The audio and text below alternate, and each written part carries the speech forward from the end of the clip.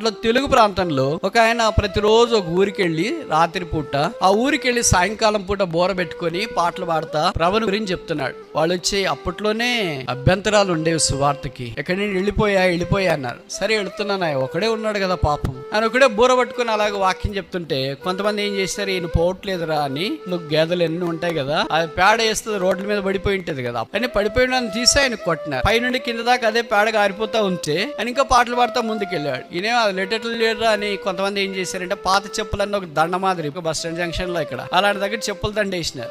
ఆయన పాటలు పాడితే ఇంకా వాక్యం చెప్తేనే అన్నాడు. ఇంకా వదలట్లేదేంట్రా అని కొంతమంది ఏం చేశారంటే అదే పేడ తీసుకుని వచ్చి ముఖానికి పూసినారు డెకరేషన్. అప్పుడు ఆయన నోట్లో నుండి పెళ్ళికి వచ్చిన పాట ఏంటంటే, దేవుని ప్రేమ ఇదిగో జనలార భావంబు ననగొనరే కేవలము నమ్ముకుని నా పరలోక రాజ్యంబు మనకి.